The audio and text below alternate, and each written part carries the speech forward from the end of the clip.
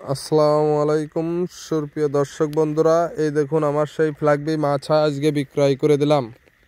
হ্যাঁ, এই ফ্ল্যাগবি মাছা আমি দীর্ঘদিন টাইম আমার গোয়ালে রাখেছি এবং কিছুটা যন্ত্রণা ভোগ করেছি, যেহেতু আমি এর দুধ পাইছি সর্বোচ্চ 7 কেজি। এর আগে একটা ভিডিও আমি দিছিলাম, এত ভালো বড় একটা গাভীর যদি 6-7 কেজি দুধ হয় তার খোরাকি হয় না। কেউ দুধের জন্য বিশেষ করে ফ্ল্যাগবি গরু কিনবেন না। আমি এই ভিডিওটা সতর্কমূলক একটা বার্তা আপনাদের মাঝে দিচ্ছি। ফ্ল্যাগবি গরু কিনবেন কোন হিসেবে, যে জাত উন্নয়নের ক্ষেত্রে এর কাছ থেকে ভালো ভালো বাচ্চা পাবেন, তাই ষাঁড় বাচ্চা হোক আর বকনা বাচ্চা হোক। যেহেতু আমার এই যে বকনা বাচ্চাটা হাইব্রিড বীজ দেওয়া ছিল, ব্যারাকেরই বীজ, এবং ব্যারাকের খুব ভালো একটা বীজ দেওয়া ছিল। অবশ্যই বুলের নাম জানি না, তবে আমি যে জায়গার থেকে কিনেছিলাম তারা বলেছিল যে এরম ব্যারাকের বীজ দেওয়া। তা যদি কেউ জানেন আমাকে কমেন্টে জানাবেন যে কত নাম্বার বুলের বাচ্চা এটা। যাই হোক, বাচ্চাটা আমি নিজে হাতে মুন্ডি করছিলাম, এই ভিডিওটাও আপনাদের মাঝে তুলে ধরছিলাম। অনেকে ভাবছেন যে মুন্ডি করলে হয় কিনা, তবে দেখুন ডি হোল্ডিং করে মুন্ডি, কত সুন্দর মাথা।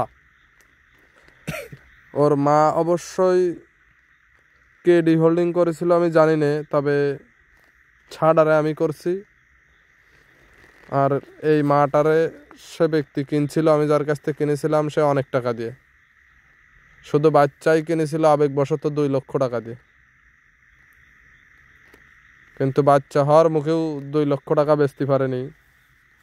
আর আমি বিক্রি করলাম মাছা মিলায় 2,45,000 টাকা।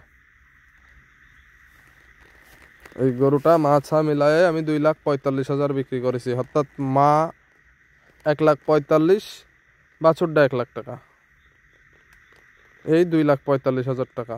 তো যাই হোক, আমি যে ভাইয়ের কাছে গরু বেচেছি তার অর্ধ শতাধিকের বেশি গরু আছে, অনেক গরু, সে গরুর কথা বলে বোঝানো যাবে না। তার গোয়ালের ভিডিও আপনাদের দেখানোও সম্ভব না, দেখাইতেও পারবো না।